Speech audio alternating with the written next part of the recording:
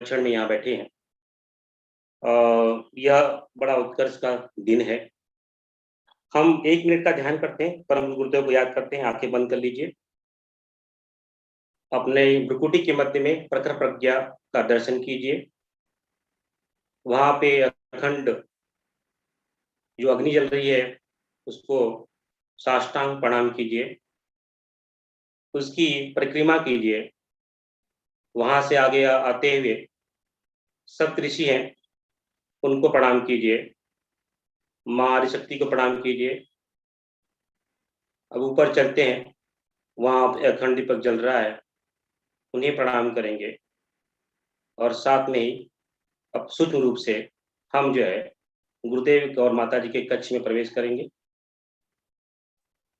साधना शक्ति से ओतप्रोत, आध्यात्मिक शक्ति से ओतप्रोत इस प्राण पुंज में हम प्रवेश करेंगे। गुरु सत्ता और माता जी को प्रणाम करेंगे। वहां पे बैठेंगे, अपनी सभी गलतियों के लिए क्षमा मांगेंगे और इस साधना में हम सबको लाभ मिले, उत्कर्ष के मार्ग में जाएं, उनका अनुग्रह बरसता रहे, ऐसी भावना के साथ में उनके लिए हम मन ही मन प्रार्थना करेंगे।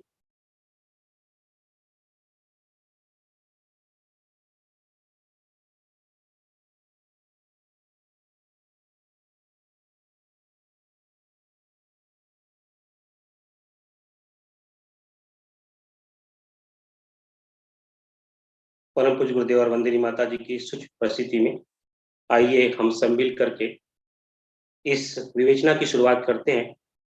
बहुत सारे भाई बहनों के प्रश्न आए हैं। उस प्रश्नों के आधार पे आज का जो है विवेचना हम करेंगे। ये सर्वप्रथम ये समझ लेते हैं कि ये दिवस महत्वपूर्ण क्यों है। 5 फरवरी से लेकर के होली पूर्णिमा का दिवस इतना महत्वपूर्ण क्यों है हम सभी साधकों के लिए, या सभी जितने भी साधु जन गृहस्थ सन्यासी उन सब के लिए ये महत्वपूर्ण क्यों है। परम पूज्य गुरुदेव अपने प्रवचन में जब वसंत पर्व की बारे में बताते हैं, ये कहते हैं कि ये वसंत पर्व ही है जहाँ से भगवान शंकराचार्य, भगवान बुद्ध और जितने भी अनंत धर्म चक्र चले वसंत पर्व से ही चला। अभी देख लेंगे कि इस वसंत पर्व के बीच में बहुत सारी संधियां पड़ रही हैं। इसकी विवेचना हमने पहले भी की है।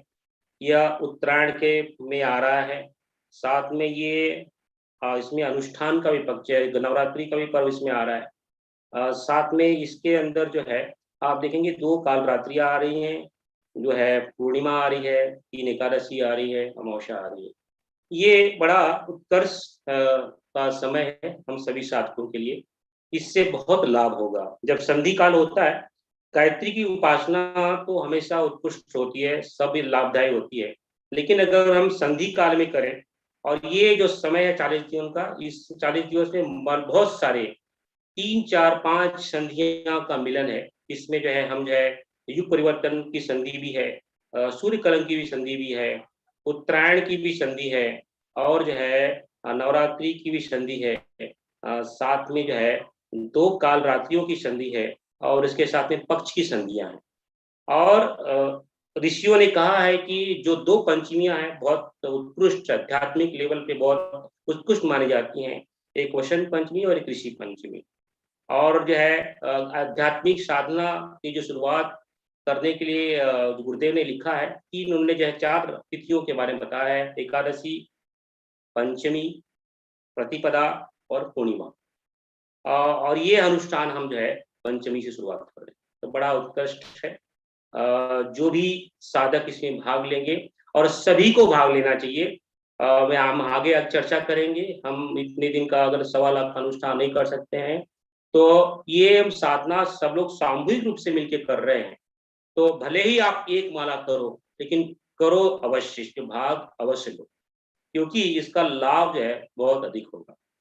तो ये इसलिए इस 40 दिन में भले ही कोई भी आपके पास बोले कि नहीं हम जो है बहुत व्यस्त हैं, हम बीमार हैं, हमको बाहर जाना है, हमारे बीच में ये अड़चन है, वो अड़चन के साथ में जितना आप कर सकते हो, मैं तो बोलूंगा आप अगर 3 माला भी करें तो बहुत उत्कृष्ट है। पूरे नियमबद्ध करें।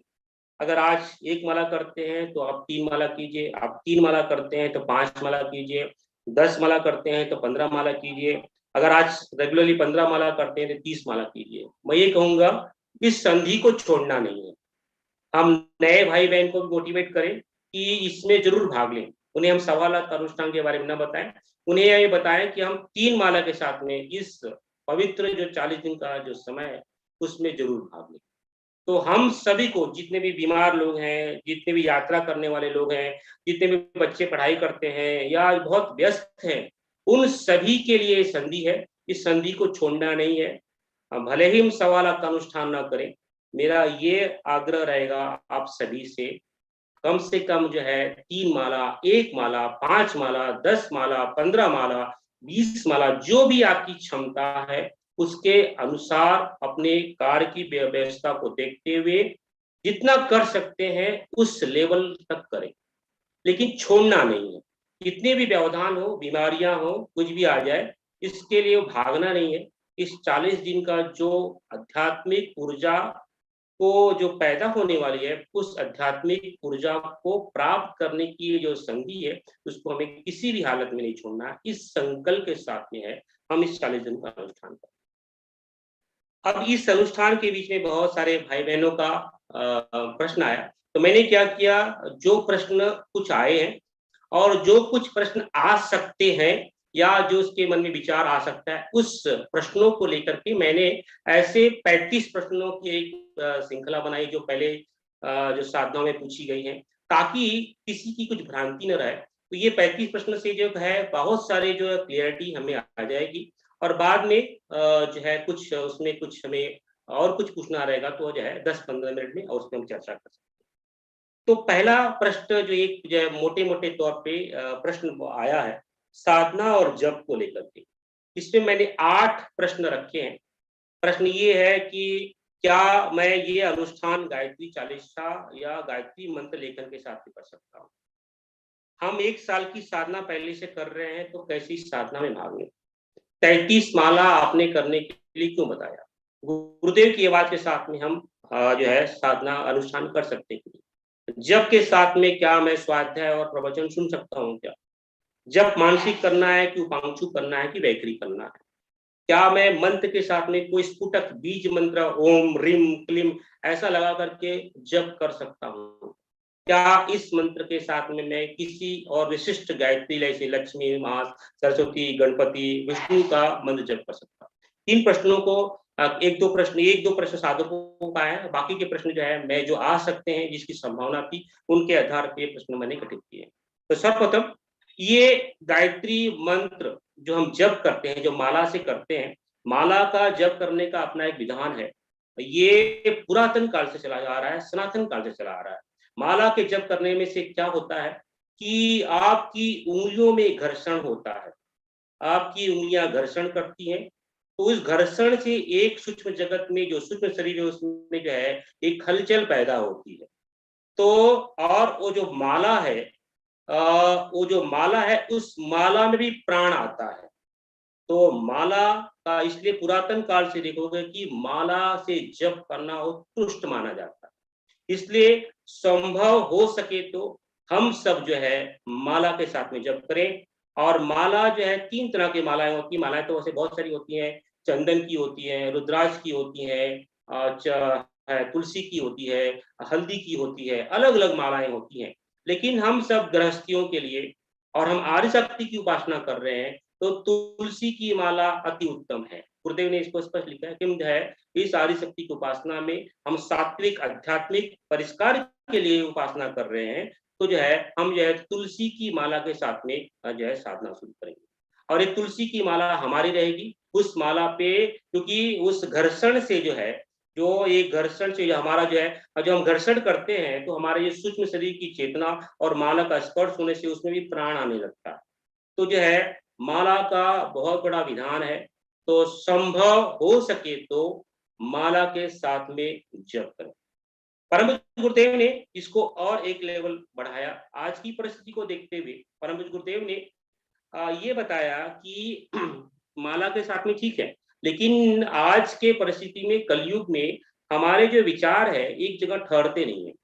तो उन्होंने ऐसा एक जो है मंत्र लेखन, एक जो है एक मंत्र पहले से चला आ रहा था, लेकिन परम पूज्य गुरुदेव ने उसको ओपन किया, रीओपन किया और मंत्र लेखन का एक आगाज चलाया कि मंत्र लेखन जो लाभ में जो है मंत्र माला से मिलता है, वही लाभ जो है आपको आपको मंत्र लेखन से मिलेगा। एक जा आप 10 माला 10 मंत्र करते हैं, उससे अगर आप एक मंत्र लिखेंगे तो दोनों बराबर होता है। उसमें होता क्या है, मंत्र लेखन में हम जो है हाथों से सूक्ष्म आकृतियां बनाते हैं। ये जो मंत्र है ओम भू भुव स्व, ये अलग अलग जो देवनागरी लिपियां हैं, इसी आकार की अलग अलग जो है सूक्ष्म आकृतियां हमारे सूक्ष्म शरीर में है। अलग अलग चक्रों में उसी तरह की पंखुड़ियां हैं। ओम की पंखुड़ियां हमारे सहस्त्रार्थ में है, भू की पंखुड़ियां हमारे यहाँ पे जो है वस्त्रार्थ के नीचे जो 3 चीज है, भू भुव स्व की पंखुड़ियां हैं। तो इन इन उस तरह के हाथ घुमाने से उन पंखुड़ियों पे प्रहार होता है। तो ये और मंत्र लेखन करने से तो उसमें हमारे हाथ बिजी रहते हैं और हमारा चिंतन में गायत्री मंत्र चलते रहता है, ओम भूर्भुवः स्वः, तो जो है मन भी बोलते रहता है। तो इसलिए 10 मंत्र जप का बराबर ये होता है, एक जो है 10 मंत्र जप के बराबर एक मंत्र लिखना होता है। तो गुरुदेव ने इसको ओपन अप किया, लेकिन इसमें हमें अपना हाथ घुमा रहे हैं, बराबर से हाथ घुमाए और जो है चिंतन, गायत्री मंत्र का जो चिंतन है ओम, जब हम लिख रहे हैं ओम लिख रहे हैं तो ओम का जो है मानसिक उच्चारण होना चाहिए। ओम भू भुव स्वः मह, जो भी तत्सवितुर्वरेण्यं भर्गो देवस्य धीमहि धियो न प्रचोदयात्, वो पूरा जो है साथ होना चाहिए। उसके आगे परम गुरुदेव ने एक और जो है देखा कि उन्होंने देखा कि एक वर्ग ऐसा है जो भक्ति का है, एक वर्ग ऐसा है जो श्रद्धा वाला है। तो परम गुरुदेव ने और माता जी ने आज है गायत्री चालीसा का एक वरदान हम सभी शिष्यों को दिया। उन्होंने बताया कि अगर भावपूर्ण से, क्योंकि हमारी जो है 4 वाणियां होती हैं, वैखरी उपांशु, वैखरी और पांचु एक वाणी हो गई, उसके बाद में मध्यमा है, बाद में परा और पश्चंती। परा और पश्चंती से जो है ये श्रद्धा से रिलेटेड है। उन्होंने एक गुरुदेव और माता जी ने एक लेवल और आगे बढ़ा करके जो है चालीसा दिया। अगर हम श्रद्धा भाव से, भक्ति भाव से गायत्री चालीसा, एक गायत्री चालीसा करते हैं तो वो जो है एक माला के बराबर होता है। तो ये जो आपका जो ये माला जप करना है, साथ में आपका जो मंत्र लेखन है, ये आपकी योग का मुख्य मार्ग से, क्योंकि इसमें शरीर, मन, प्राण ये तीनों लगते हैं। लेकिन जो चालीसा है उसमें आपको शरीर और मन की इतना शरीर के इतनी उसकी उसके व्यवधान नहीं है, लेकिन उसमें श्रद्धा और प्राण का बहुत बड़ा पावरफुल इम्पैक्ट होता है। तो इसलिए तो जो बहुत सारे बहनों को मैंने देखा है, वो चालीसा करना ज्यादा वो जो है पसंद करती। तो जो है हम तीनों को मिला करके कर सकते हैं। मंत्र जप का माला के साथ में, अगर माला से जप कर रहे हैं तो आप जो है तुलसी की माला लें और अपनी माला अपने पास रखें, उसी माला से आप जप करें।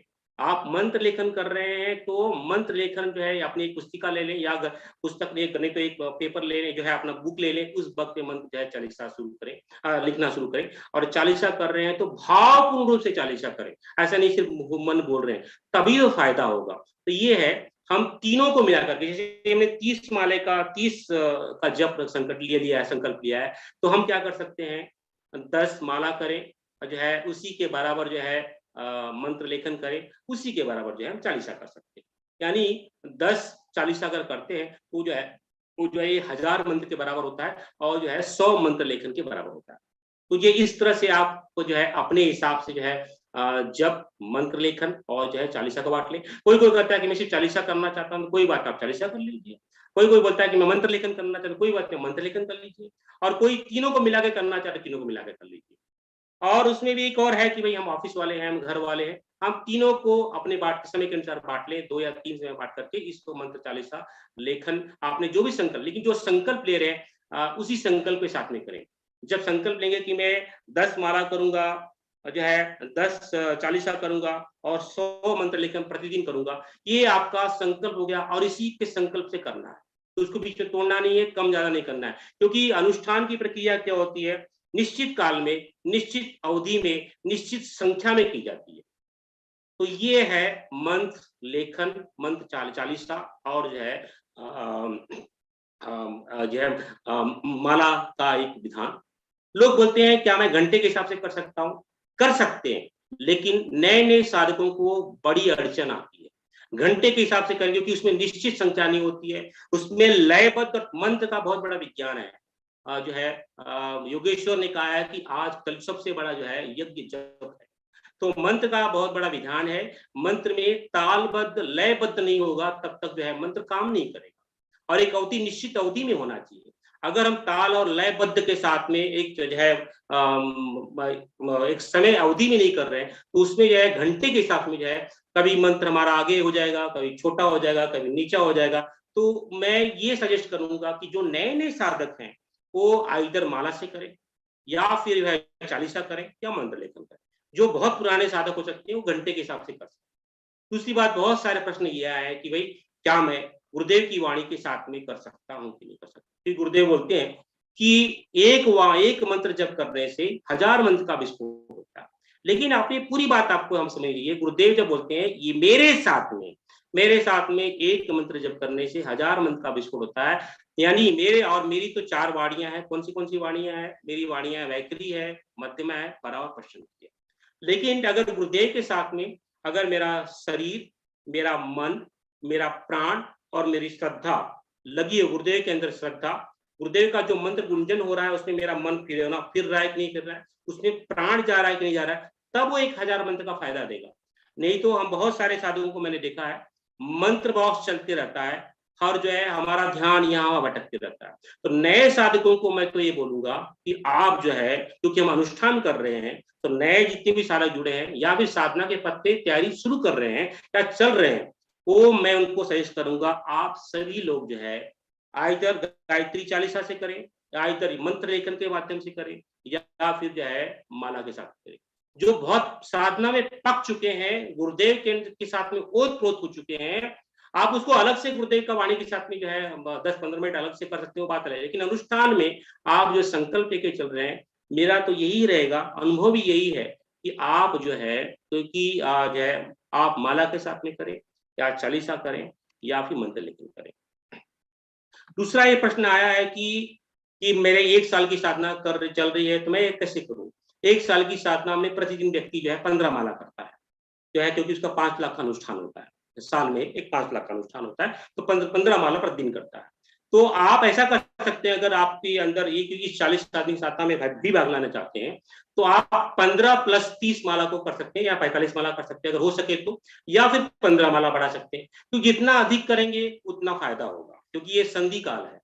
लेकिन संकल्पित, जो जिस दिन आप संकल्प लेंगे उस दिन आप संकल्पित होइए कि मैं 15 माला जो मेरी 1 साल की साधना चल रही है उसके साथ में वो चलता रहेगा, और साथ में 15 माला या 20 माला या 30 माला में एडिशनल जो है इस प्रगट साधना के उपलक्ष्य में करूंगा। तो इस तरह की प्रकार आपका साधना होगा। 33 माला क्यों? मेरा ऐसा अनुभव रहा है कि परम पूज्य गुरुदेव ने कहा है कि जब मैं आपको दीक्षा देता हूं तो 3 माला आपको प्रतिदिन करना है। उन्होंने बुलाया कि मेरी दीक्षा लेने से मैं आप प्रतिबद्ध हो जाते हैं, 3 माला नित्य कर्म के रूप में मेरे साथ में आपको 3 माला प्रतिदिन करना है। तो ये मेरा जो है दिन भर का प्रतिदिन की नित्य क्रिया है 3 माला। अब मैं जब अनुष्ठान ले रहा हूं तो मैं अपनी नित्य क्रिया को नहीं छोड़ देता हूं। तो मैं क्या करता हूं कि मैं जब भी साधना अनुष्ठान में जाता हूं, अगर मैं 30 माला का संकल्प लेता हूं तो मेरा 3 माला जो नित्य कर्म है उसको साथ में करता हूं। 3 + 30 33 माला का। तो आप चाहें तो 33 माला कर सकते हैं, आप चाहें तो 30 माला भी कर सकते हैं, आप चाहें तो 29 माला भी कर सकते हैं। लेकिन जो संकल्प लें उसी संकल्प के साथ में करें। लेकिन जो मैं करता हूं उसके हिसाब से मैंने ये एडजस्ट किया कि भाई क्योंकि मुझे गुरुदेव की वाणी याद है कि मैं दीक्षा दे रहा हूं, आप दीक्षा देने के साथ में आप 3 माला से संकल्पित हो जाते हैं। तो मैं नित्य कर्म में 3 माला से मैं गुरुदेव के साथ में संकल्पित हूँ, और मैं एडिशनल अनुष्ठान करने वाला हूँ। तो ये अनुष्ठान में जो है 1.25 लाख का अनुष्ठान है, तो 30 माला प्रतिदिन होता है। उसके हिसाब से मैंने 30 + 3 33 माला। लेकिन आप पे डिपेंड करता है, आप उसको जितना का संकल्प ले रहे हैं उस संकल्प में के साथ में कर सकते हैं। आप 30 में 3 ऐड कर दीजिए या फिर 27 में 3 ऐड कर दीजिए, जो भी आपका संकल्प उसके हिसाब से कर सकते हैं। जब के साथ में स्वाध्याय और प्रवचन छूट सकते हैं। ये फर्स्ट ऑफ ऑल हम आध्यात्मिक प्रक्रिया में जा रहे हैं। जैसे ही आध्यात्मिक प्रक्रिया में जाएंगे, मन बगावत करेगा, मन उटांग पटांग करेगा, मन आपको क्रिया करने ही नहीं देगा। जब पे बैठने नहीं देगा, कभी खुजली आएगी, कभी मच्छर काटेंगे, कभी ध्यान जो है ऑफिस में जाएगा, कभी जो है अरे वो खाना बनाया कि नहीं, वो बच्चे ने खाना खाया कि नहीं, उस तरह ध्यान जाएगा। आप क्या कर रहे हो, जब के साथ में आप जो है प्रवचन सुनेंगे और जो है स्वाध्याय करेंगे, तो जब छोड़ करके जो है वो जो है स्वाध्याय शुरू कर देगा, जो स्वाध्याय में रमने लगेगा, फिर वहां भटकने लगेगा, स्वाध्याय से कहीं और चला जाएगा। दोनों को आप अलग अलग बांट लो, दोनों को अगर बांटोगे, अलग अलग बांटोगे तो अच्छा होगा। नए नए साधक है, पुराने साधकों के लिए तो ठीक है, नए नए साधकों को मैं यही करूंगा कि मन बड़ा चंचल है, वो बड़ा छलवा है, और बहुत छलाया भी करता है, तो जो है जप के साथ में आप सिर्फ जप करो, सविता देवता का ध्यान करो, आदिशक्ति का ध्यान करो, गुरुदेव का ध्यान करो, माता भगवती का ध्यान करो, पत्र प्रज्ञा का ध्यान करो, अखंड दीपक का ध्यान करो। उनका ध्यान करते हुए आप जो है जप करो। स्वाध्याय और प्रवचन सुनने से जो है मन जो है स्वाध्याय करने लगेगा, आपका जप छूट जाएगा। और स्वाध्याय के लिए अलग समय निकालना है आपको, प्रवचन के लिए अलग समय निकालना है। इसलिए मेरा सजेशन रहेगा कि आप दोनों को अलग अलग रखिए, जप को अलग रखिए और स्वाध्याय को अलग रखिए। जप और ये जप जारी में जो बोल रहा हूं इसको बोलते हैं बैखरी। परम पूज्य बोलते हैं स्पष्ट कहा है, जब हम अनुष्ठान करते हैं उपांशु में करो, कोट में करें, उसके दो फायदे हैं। अगर मैं जब जोर से बोलता हूं तो जो है जोर से आवाज आती है, और जो है ये नस नाड़ियां में काफी खिंचाव तनाव आता है, और मुझे 3000 मंत्रों का उच्चारण एक दिन में करना है, उससे मेरे गले में काफी खिंचाव तनाव होगा। कभी कभी ज्यादा मंत्र के प्रहार से गले फट भी सकते हैं।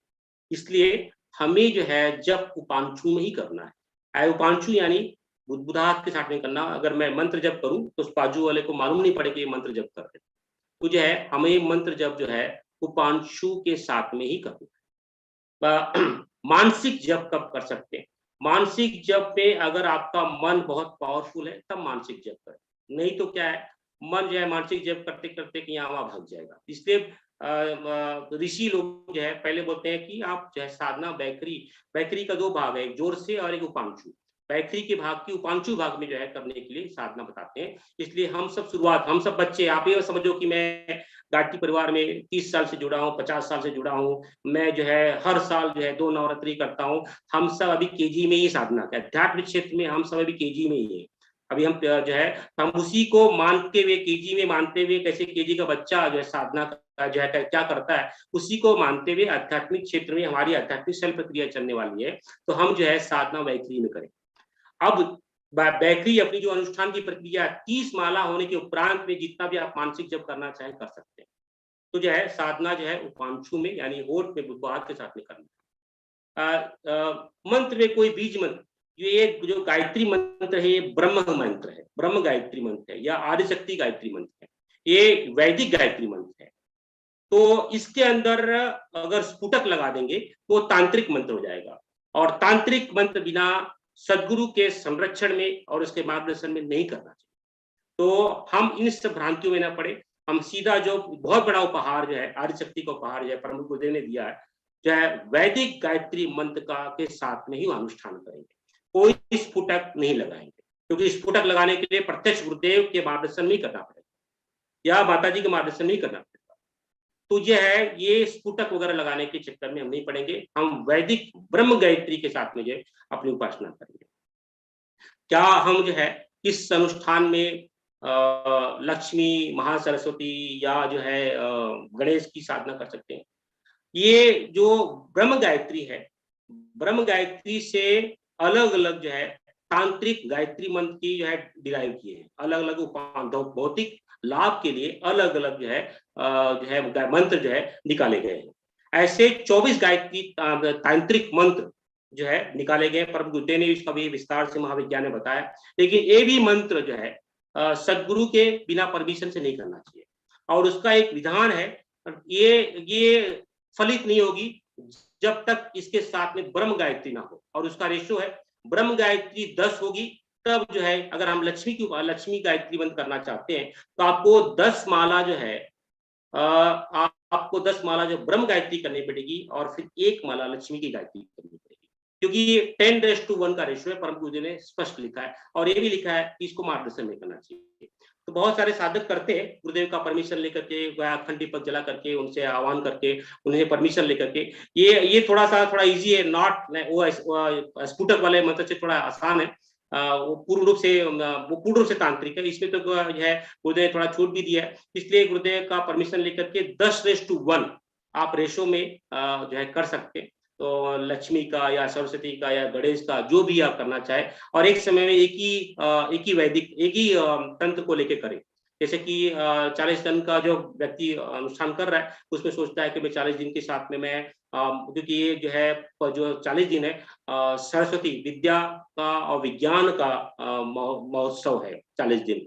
तो उसमें कोई चाहेगा कि मैं महासरस्वती की आराधना करूंगा, तो आप जो है 30 माला आप जो है गायत्री, ब्रह्म गायत्री की कर सकते हैं, और जो है 3 माला जो है महासरस्वती की कर सकते हैं, वैदिक गायत्री, तांत्रिक गायत्री मंत्र के साथ में। इस तरह का जो है विधान जो है गायत्री, इस तरह के जो है मंत्र जप में और साधना में हमें ध्यान रखना।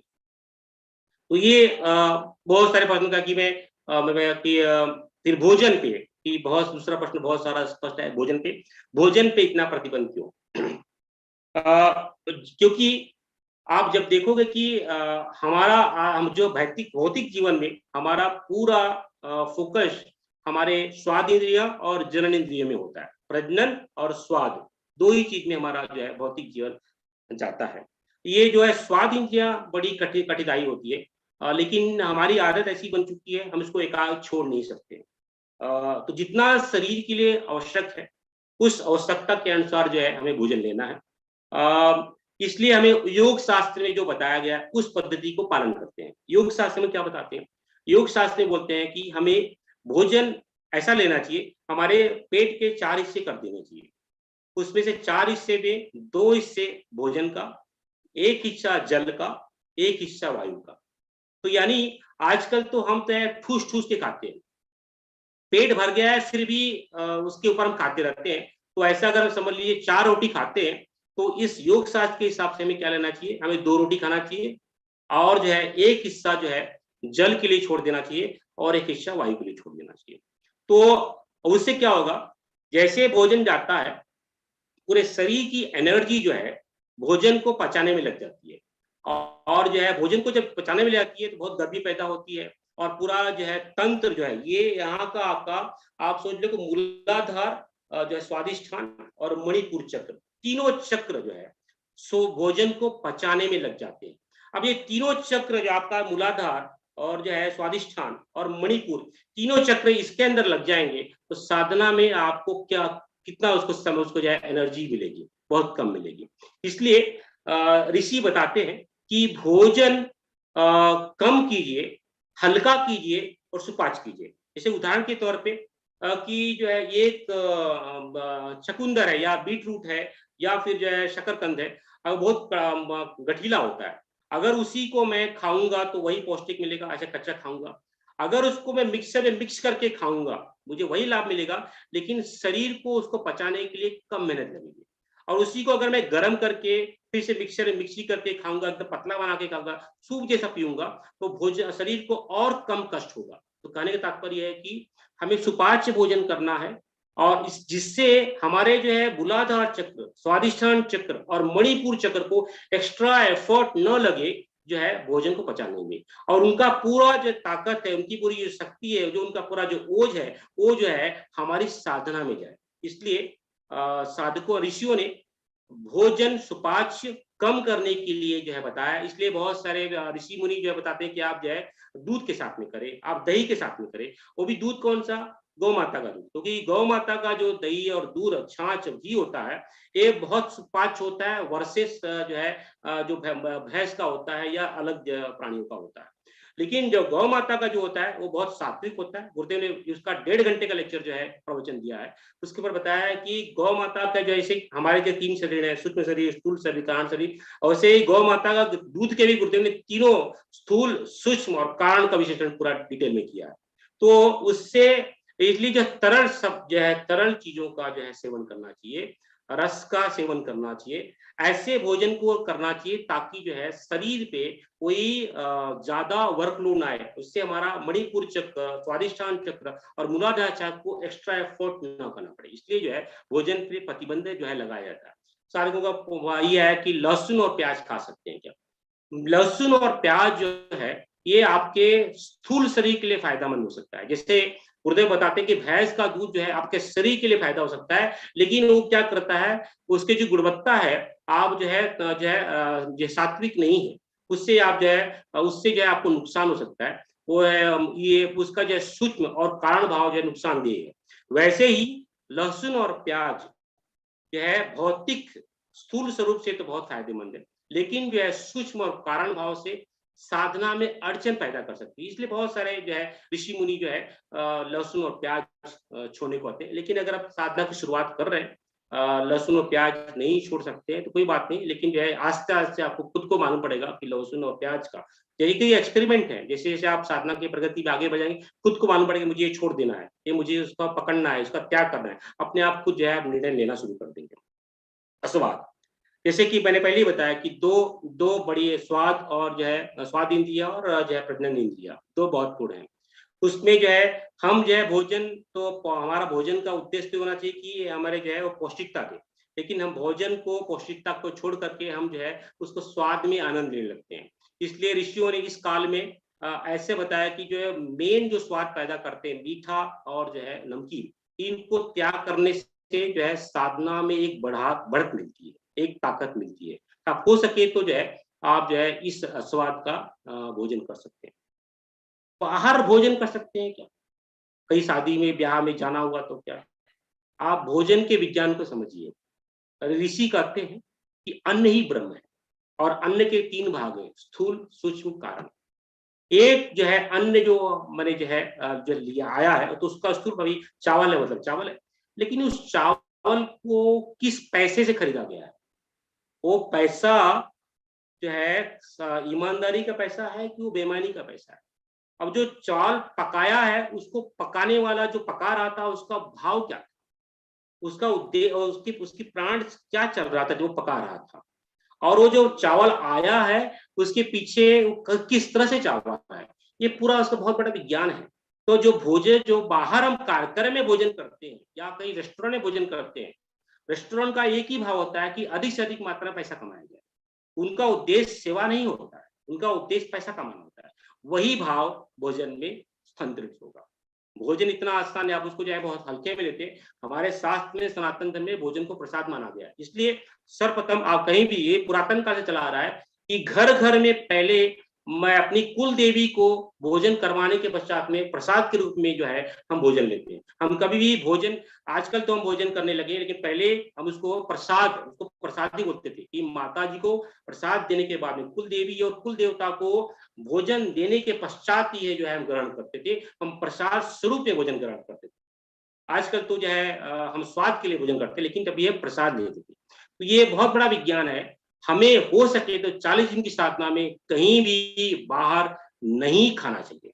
लेकिन ऐसी परिस्थिति बन गई कि भाई हम बाहर काम करते हैं, कामकाजी लोग हैं, बाहर जाना पड़ा, सेल्समैन है, तो भोजन बाहर करना ही पड़ा। तो पहले उसको शुद्ध रूप से गायत्री मंत्र की आवाहन करके उसको मानसिक रूप से जो है इसको शुद्ध करके उसके बाद ग्रहण करें। अगर अवॉइड कर सके तो बहुत अच्छी बात है, क्योंकि ये अड़चन पैदा करेगा। अनुभव है ये। आप जो है अगर साधना के पथ पे आगे बढ़े चलेंगे, आप बाहर एक समोसा खा लीजिए और साधना के 30वें दिन में आप चल रहे हैं, वो समोसा आपको जरूर व्यतीत करेगा, आपकी साधना में रुझान जरूर डाल देगा। ये आप जो है जब एक्सपेरिमेंट करेंगे, साधना के पथ में जाएंगे, आपको मालूम पड़ेगा कि बाहर का भोजन का कितना इम्पैक्ट जो है आपकी साधना पे होता है। उपवास करना जरूरी है क्या? ऐसे जरूरत नहीं है। आप जो है सुपाच्य भोजन कीजिए, जो जिस ढंग से कर सकते हैं कीजिए, शरीर पे बना बिना खिंचाव तनाव के। लेकिन जो है बहुत सारे भाई बहन जो है एकादशी का उपवास करते हैं, इस बीच में 3 एकादशी आ रही है, शिवरात्रि आ रही है, और जो है वो तो उसका उपवास करना चाहे तो कर सकते हैं।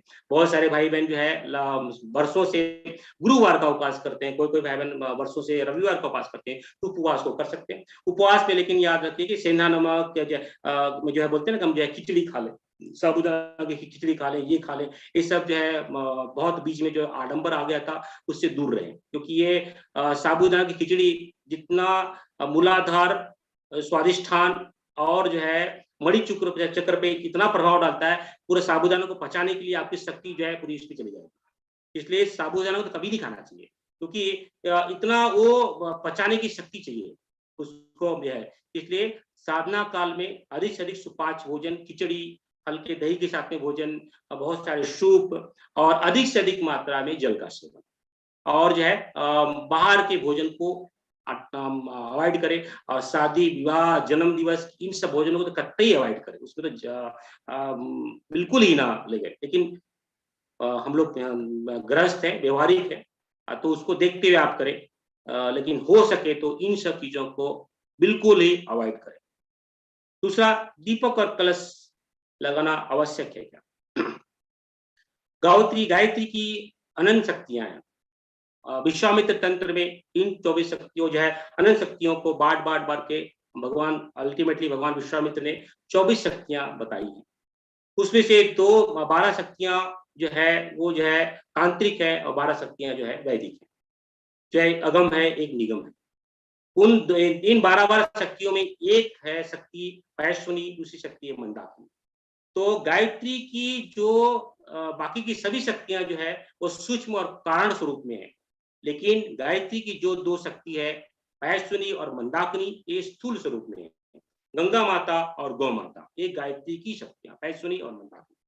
तो इसलिए जितने भी ऋषि मुनि पैदा हुए आज तक या आगे भी पैदा होने वाले हैं, जो गायत्री को आत्मसात करते हैं, वो इस गायत्री की साधना माता पैश्वनी और माता मंदाकिनी के साथ में ही करते हैं, उनकी गोद में ही करते हैं। परम पूज्य गुरुदेव ने भी माता पैश्वनी और माता मंदाकिनी के साथ में गायत्री साधना, उन्होंने 24 वर्ष जो है जब किया, साथ में गौगृत दीपक लगाया, साथ में एक गौ माता को पाला, उसी का जो है गोबर से जो है निकलता था, जो है उससे रोटी खाते थे, और जौ की रोटी खाते थे, और जो छाछ पीते थे। तो जो है हो सके तो हम जो है अगर किसी आश्रम में या गौ माता के सानिध्य में साधना कर सके, बहुत अच्छी बात है। नहीं कर सकते हैं तो गौ घृत अनुभव के आधार पे ये गौ घृत दीपक जो है लगाने से 40 दिन में इतने चमत्कार होते हैं। जितनी भी व्यवधान आते हैं साधनाएं में, उस व्यवधान को तोड़ने में ये गौ घृत दीपक बड़ा लाभदायी होता है। लेकिन ऐसी व्यवस्था न बन पाए, कोई बात नहीं, आप जो है जब भी साधना में बैठे तो जो है आप दीपक लगा के बैठ जाए। ऐसा भी जो संभव ना हो तो जो है शांति कुंज में अखंड दीपक जल रहा है, उसका ध्यान करते हुए आप साधना की शुरुआत करें। लेकिन गौ माता के अखंड दीपक का ध्यान करना अति आवश्यक है, क्योंकि उससे बहुत बल मिलेगा। और शांति कुंज में जो अखंड दीपक है, वहां तो जितनी भी गुरुदेव ने धर्मचक्र चलाए, वसंत पर्व से जितनी भी उद्घोषणा की, प्रत्येक गुरुदेव हर एक वसंत पर्व को जो है अलग अलग जो है उद्घोष करते, और वो उद्घोष जो है अखंड दीपक के तले से होते हैं। जितने भी अश्वमेध चले हैं, जितनी भी बड़ी बड़ी साधनाएं चली हैं, सब अश्वमेध जो है अखंड दीपक के माध्यम से चली। तो जो है अखंड दीपक का ध्यान करते हुए, अगर घर में लगा सके तो अच्छी बात है, नहीं तो जो है अखंड दीपक का ध्यान करते हुए जो है आप कभी भी कोई सी भी ध्यान का या जप की शुरुआत करें। दूसरा, दीपक बुझ जाए तो क्या, ठीक है हमने संकल्प किया हम दीपक बुझ जाए तो कोई बात नहीं, हमारा संकल्प है अखंड दीपक लगाना, वो जलता रहे ये हमारे हाथ में नहीं है। भगवान ने कैसे कहा है कि आप कर्म करो, फल की चिंता मत करो। बुझ गया है तो कितनी बार बुझेगा, हम संकल्पित है उसको अखंड दीपक लगाने के लिए, बुझ गया तो फिर से लगा दीजिए, उसमें कोई भी खंडित नहीं होता, कोई भी खंड नहीं होता। आप जो है दीपक बुझ जाता है फिर से जला दीजिए, क्योंकि आप जो है श्रद्धा से संकल्पित है कि मैं अखंड दीपक जलाऊंगा, और आपका संकल्प उसी में है। वो बुझ गया तो बाहरी आवरण से बुझ गया तो फिर से जला दीजिए, इसमें क्या, कितनी बार बुझेगा, दिन भर 10 बार बुझता है तो 10 बार लगा दीजिए अगर आप संकल्पित है तो। उसमें कोई भी व्यवधान आ गया या फिर इसमें ये टूट गया, ऐसा कोई बात नहीं है। कलश की स्थापना कर सकते हैं, क्योंकि कलश जो है माँ गंगा का पवित्रता का भाव है, और उस कलश में हम जल लगते हैं, जितने दिन साधना करेंगे उस ध्यान का जप का पूरा बल जो है, उस जो है शक्ति जो है वो अब जल एब्जॉर्ब कर लेगा, और वो जल जो है 40 दिन का जो जल रहेगा, जो बाद में आप चारों सराउंडिंग में सरकेंगे, उसका जो है बहुत लाभ जो है साधकों को होगा, आपके एनवायरमेंट को होगा। इसलिए हो सके तो 40 दिन का कलश रख सकते हैं। कलश के पानी को रोज बदलना है नहीं, एक बार लगा दिया तो जितने दिन तक चल सके उसको दिन चलाइए। बीच में कोई बोलते हैं फंगस आ गया, ये आ गया, तो कोई बात नहीं, चाहे जो फंगस अगर पत्ते रखे हैं या कुछ रखे हैं उसको निकाल दीजिए, उसको चेंज कर दीजिए। लेकिन सिर्फ चाहे तो सिर्फ आपको जल ले लीजिए, अच्छा जल, अच्छे जल के ऊपर क्या बोलते हैं नारियल रख दीजिए और बस जो है शुरू कर दिए, तो उसमें कुछ खराब होने के गुंजाइश नहीं है। तो हो सके तो कलश और दीपक लगाइए। ठीक है, तो ये है कलश और दीपक के बारे में कुछ प्रश्न आए थे। प्रश्न ये बलिवश देव यज्ञ और यज्ञ दोनों करना है क्या? दोनों के अलग अलग लाभ हैं। जैसे हमारे पे मैंने बताया कि 5 ऋण हैं, ब्रह्म ऋण है, पितृ ऋण है, नर ऋण है, ऋषि ऋण है। 3 ऋणों को उतारने के लिए हमें बलिवश देव महात्म करना है। अनुष्ठान में हो या ना हो, आपको डेली प्रतिदिन जो है बलिवश महादेव यज्ञ करना है। ठीक है, और जब साधना काल में जैसे हम प्रवेश करेंगे, ये जो संस्कार इसे प्रचलित होगा, ये जो 5 ऋण है अपना जो है प्रभाव दिखाना शुरू कर देंगे। आपका जो दोष है, ये ऋण जो है आपको अड़चन पैदा शुरू कर देंगे। इसलिए बलिवश यज्ञ बड़ा आवश्यक है। यज्ञ जो है हम जो है दिनचर्या में अपनी आहुति के रूप में करते हैं, क्योंकि जब संकल्प होता है, गुरुदेव ने लिखा है कि जितने का जो है आपका संकल्प हो, जप हो, उसी का दशांश आपका जी आहुति होना चाहिए। अगर जो है हमारा 3000 मंत्र का जप कर रहे हैं, तो उसी के जो है दशांश में जो है हमारा आहुति होना चाहिए प्रतिदिन। प्रतिदिन तो है हम 12 और 24 बार जो है आहुति कर लें, और जब पूर्ण रूप से आहुति होगी, पूर्णाहुति होगी, तो हम लोग साथ में मिलकर सामूहिक रूप से करेंगे। तो जब आपका जितना भी हुआ है 1.25 लाख का अनुष्ठान में जब 12,500 आहुति, वो सब मिल करके हो जाएगा सर, कुछ चिंता की बात नहीं है। लेकिन हो सके तो प्रतिदिन 12 और 24 बार जो है आप जो यज्ञ करें। यज्ञ कैसे करें भाई? कोई बोलते कि हमारे घर में व्यवस्था ही नहीं है, तो आप मानसिक रूप से जो है बैठ जाइए, गुरुदेव का ध्यान कीजिए, माता जी का ध्यान कीजिए, आदिशक्ति का ध्यान कीजिए, और जो है 12 बार जो है या 24 बार जो है गायत्री मंत्र की आहुति दे दीजिए। या फिर जो है ये जल रख लीजिए, एक कटोरा या यहाँ जल ले लीजिए, यहाँ पे खाली पात्र रख दीजिए। 12 बार जो है या 24 बार जो है ओम भूर्भुवस्सुः दिवो प्रचोदयात् स्वाहा इदं गायत्री नमः, ओम भूर्भुवस्सुः दिवो प्रचोदयात् स्वाहा इदं गायत्री। इस तरह जल के साथ में कर लीजिए। अगर हो सके तो जो है हवन के साथ में कर लीजिए।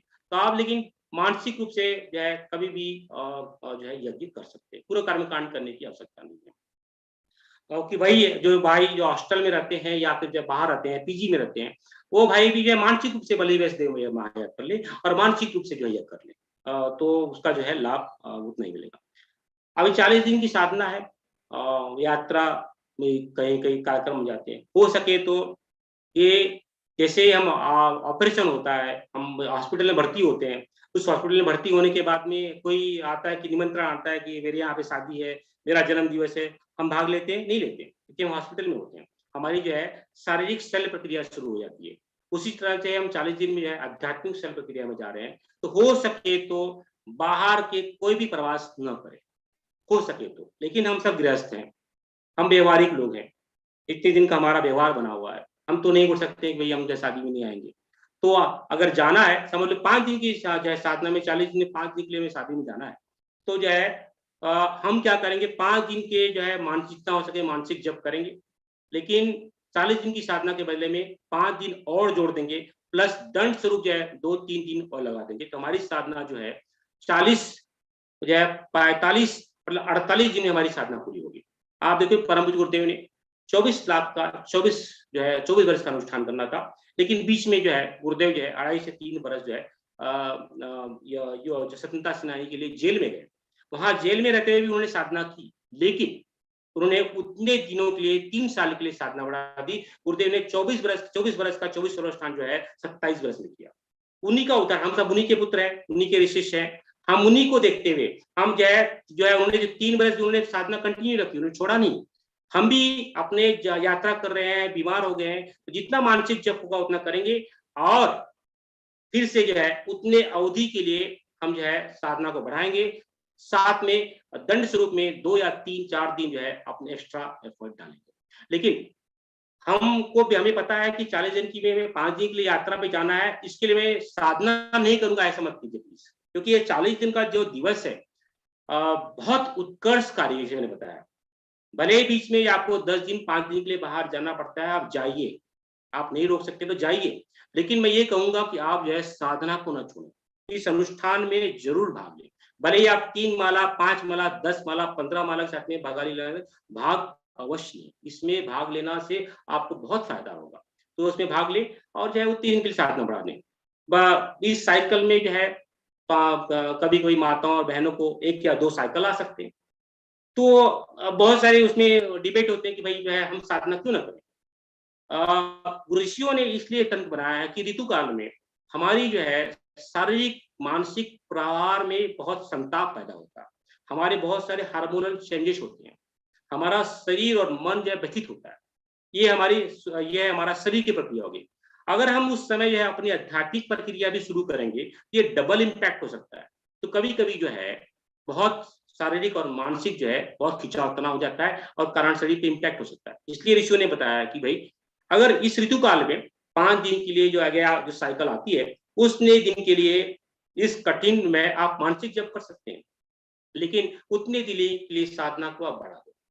तो ये उसमें डिबेट की बात नहीं, क्योंकि 2 शल्य प्रक्रिया करने की क्षमता हमारे पास में होनी चाहिए। एक जो है शारीरिक शल्य प्रक्रिया जो नैसर्गिक रूप से हो रही है, हम जो है ऋतुकाल से गुजर रहे हैं, हमारा शरीर और मन हार्मोनल चेंजेस हो रहा है, और साथ में हम आध्यात्मिक शल्य प्रक्रिया जो हो रही है, जो हमारे कारण शरीर पे इम्पैक्ट कर रही है, जो हमारे सूक्ष्म शरीर पे इम्पैक्ट कर रही है, जो हमारे स्थूल शरीर पे इम्पैक्ट, इतना हम झेलने की क्षमता में है क्या?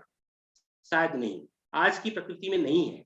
तो इसलिए ऋषियों ने बताया कि ये 5 दिनों के लिए साधना को बढ़ा दीजिए, आप मानसिक जो है आप जो है जप करते रहिए। बीमार पड़ने में क्या करें? बीमार पड़ने के लिए जो डॉक्टर ने बताया उसका जो है पूरा पालन करें, और जो है वो जितना हो सके उतना मानसिक जप करें, और जितना बीच का व्यवधान आया है उतना जो साधना को बढ़ा दें। तो ये जो है करना चाहिए। स्वाध्याय कौन सा करना चाहिए? और स्वाध्याय बहुत आवश्यक है, क्योंकि जैसे भी साधना बैठेंगे मन बगावत करेगा, तो मन को इनपुट देने के लिए जो है बुद्धि काम देगी। बुद्धि क्या होती है? नॉलेज गैदर करती है। तो बुद्धि जो है नॉलेज गैदर करने के लिए हमें, अगर हम गायत्री का अनुष्ठान कर रहे हैं, तो हम सब जो है गायत्री महाविज्ञान का चिंतन मनन और पठन करें। तो गायत्री महाविज्ञान का स्वाध्याय अति आवश्यक, क्योंकि मन को कंट्रोल करने के लिए बुद्धि की आवश्यकता होगी, और बुद्धि के लिए क्या है, बुद्धि का खुराक जो है स्वाध्याय ही है। इसलिए अधिक से अधिक मात्रा में जो है गायत्री महाविज्ञान का पठन पाठन अति आवश्यक है।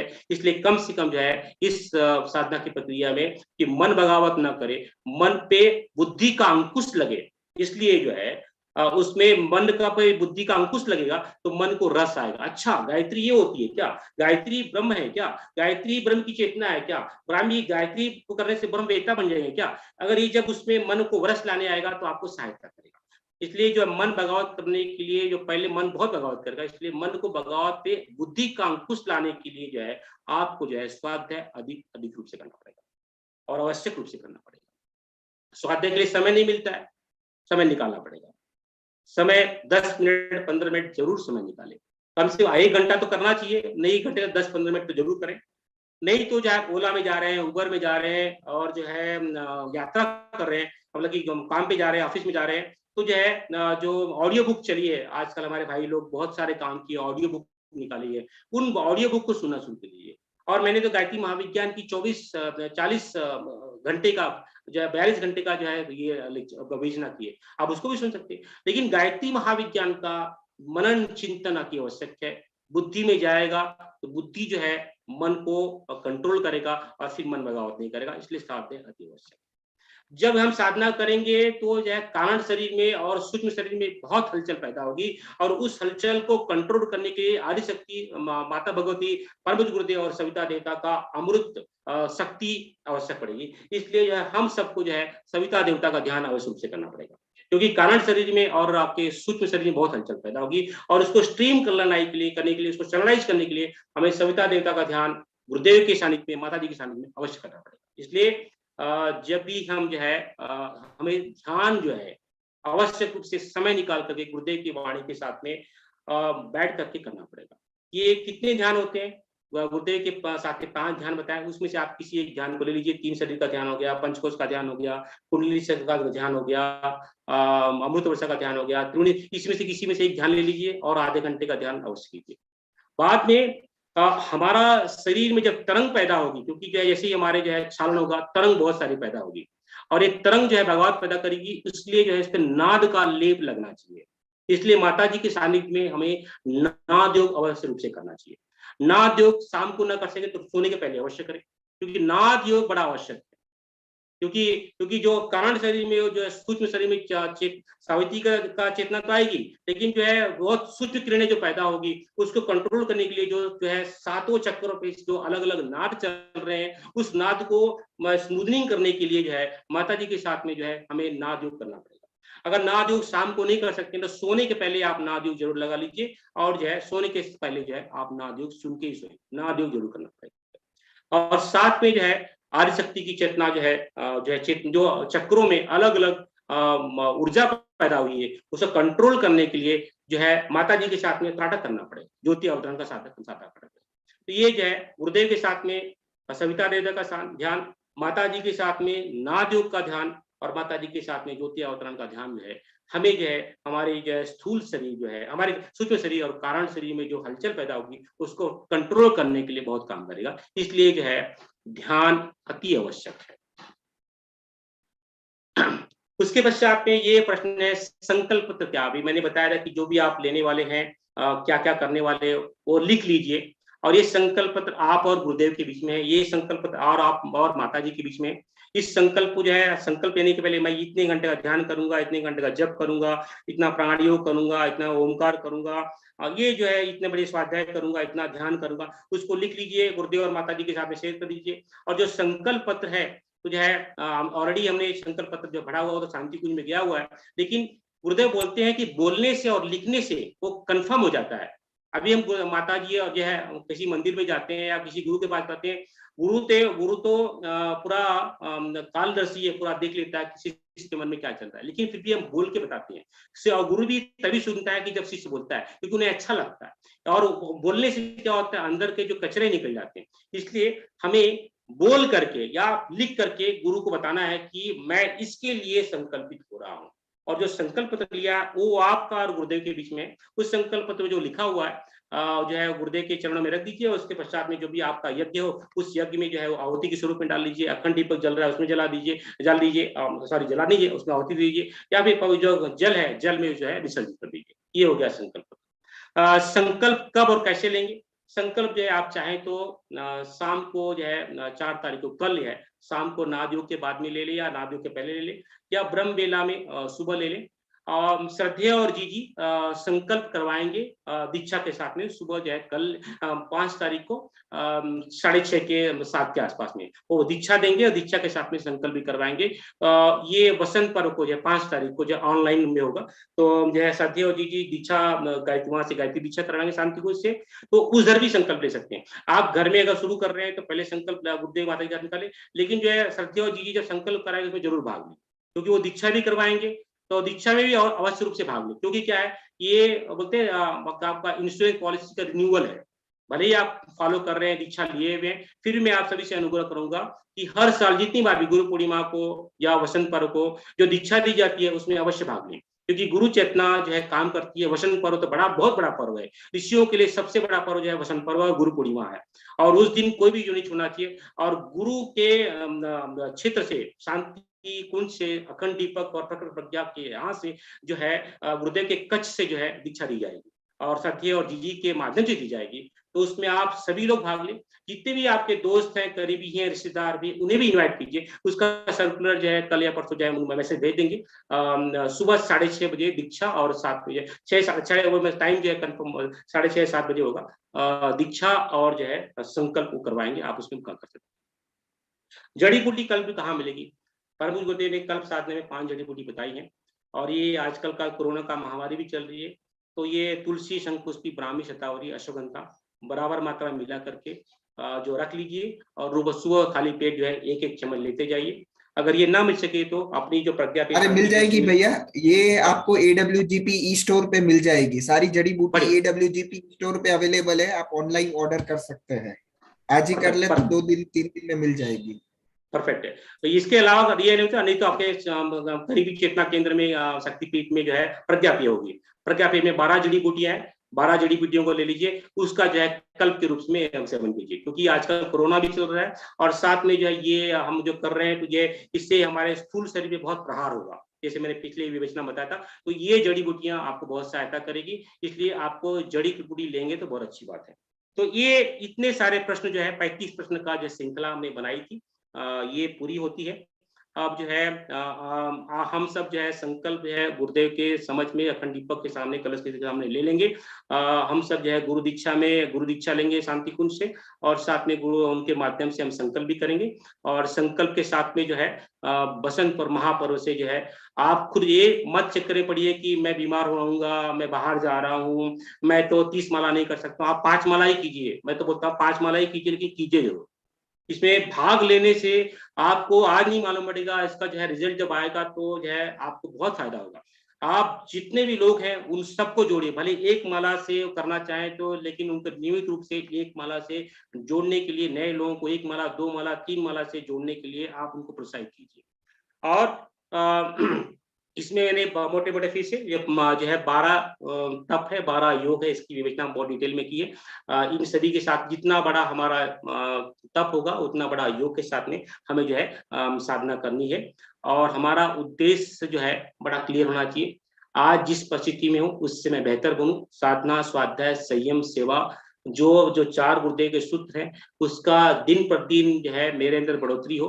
मेरे चारों तरफ, मेरे अंदर, मेरे बाहर, मेरे चारों तरफ जो है आर्य शक्ति, सेवता, गुरु सत्ता का जो है संरक्षण दिन प्रतिदिन बढ़ता जाए, ये उद्देश्य हमारा है। ये 40 दिन का उद्देश्य यही है, न कि 1.25 लाख का मंत्र जप या 30 लाख का मंत्र जप, या ये सब नहीं है हमारा उद्देश्य। ये तो टूल है, दीज आर द टूल। साधना, स्वाध्याय, संयम, सेवा, ये सब टूल है। इस टूल के माध्यम से हम अपने आराध्य को प्राप्त कर सकते हैं, अपना आत्मपरिष्कार कर सकते हैं, आर्य शक्ति को प्राप्त कर सकते हैं, गुरुदेव और माता जी के संरक्षण प्राप्त कर सकते हैं, उनकी शक्तियों का संरक्षण। ये जो है ये हमारा ये प्रकट साधना का यही उद्देश्य है। न कि 1.25 लाख का अनुष्ठान, न ध्यान, ये सब माध्यम है।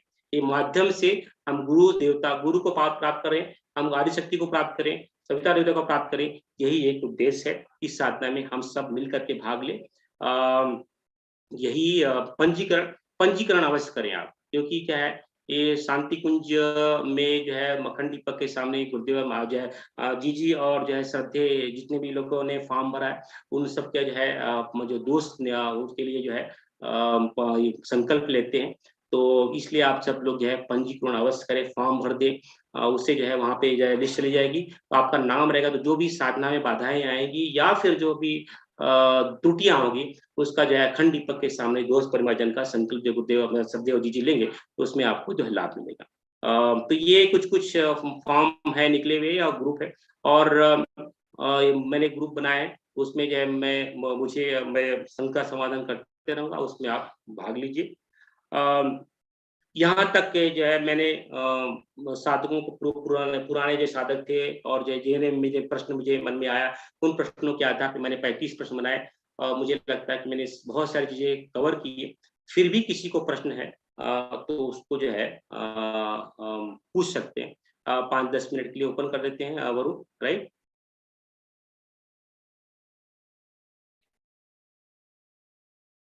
वरुण,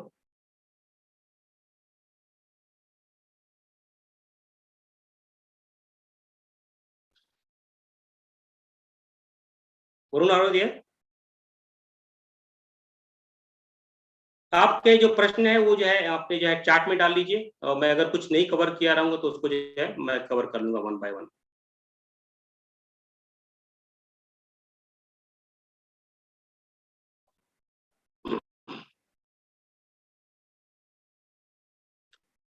एक एक करके जो है आप हैंड रेस करके, जो आप अनम्यूट करके अपने आप को जो है प्रश्न पूछ सकते हैं। बाकी लोग म्यूट रखें, एक ही करके रखें, ताकि जो है क्वेश्चन आंसर हो सके। जो प्रश्न के उत्तर बता दिए गए उस, हाँ जी प्रणाम।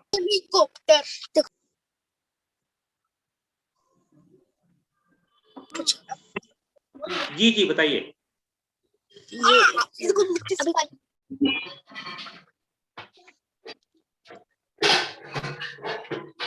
हेलो जी, सीधे प्रश्न पे आ जाइए। जो अगर कुछ प्रश्न है तो पूछ ही लीजिए, नहीं तो फिर जो है व्हाट्सएप कर दीजिएगा बाद में, हम जानकारी दे देंगे। जी भाई साहब प्रणाम। जी हाँ जी भैया बोलिए। हेलो, हाँ बोलिए भाई साहब। भाई साहब उपांशु एक बार थोड़ा सा इन्हें विस्तार से बताएंगे क्या थोड़ा सा? उपांशु यानी जो होठ पे बुदबुदाना, मेरी आवाज दूसरे को सुनाई ना दे, होठों पे बोलना। उसको जो है उपांशु मत जप बोलते हैं। अच्छा अच्छा अच्छा, धन्यवाद भाई साहब। जी भाई साहब नमस्ते। हाँ, प्रणाम दीदी। मैं ठाणे से बोल रही हूँ। मैं आपको दोपहर को भी कॉल कर रही थी। तो मुझे सूतक है 11 तारीख तक, तो मैं संकल्प कब और कैसे लेगी फिर? सूतक के बारे में बहुत सारी हाँ। भ्रांतियां होती है कि सूतक आपके घर में है क्या? हाँ, घर में मेरे बड़े जेठ मेरे। अच्छा अच्छा अच्छा, ठीक है। तो जो है ले कोई दिक्कत नहीं, आप ले सकते हैं। लेकर के जो है साधना को शुरू करके 11 5 तारीख तक, 11 तारीख को खत्म हो जाएगा। कोई बात नहीं, तो- कोई बात नहीं। जो है आप जो है ये जो है ये जो अनुष्ठान जो उन्हीं के लिए कीजिए, आपके जेठ के लिए किए, क्योंकि उनकी आत्मा जो है अभी सूक्ष्म शरीर उनका यहीं पे होगा। आप जो है उनको सदगति करने के लिए ये अनुष्ठान उनके लिए लीजिए आप। लेकिन संकल्प ले सकते हैं क्या हम? जी ले सकते हैं, ले सकते हैं। 6 तारीख आप उनका जी उनको आप 5 तारीख को संकल्प लेके उनकी सदगति के लिए, उनको जो है सदगति मिले, इसके लिए आप जो है उनके लिए उनको शांति मिले, उसके लिए आप अनुष्ठान शुरू कीजिए। तो 40 दिन तक मैं कर सकती हूँ ना कंटिन्यू तब से? जी कर सकते हैं। लेकिन मुझे बाहर कुछ खाना पड़ेगा, मतलब उनके घर में कुछ खाना पड़ेगा, तो खा सकते हैं? वही मैंने बताया कि आप जो है देख लीजिए कि अगर खाना पड़े तो खा लीजिए, नहीं खाए और अच्छी बात है। हमारा नंबर है।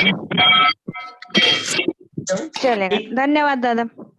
जय गुरुदेव। जय गुरुदेव। जी हाँ, हेलो। डेली यज्ञ करना है? जी एक प्रश्न है। जी वही बताया, डेली ये करना है, अगर अच्छी करेगा अच्छी बात है। एक प्रश्न हमको बताया जाए। लास्ट में करना है?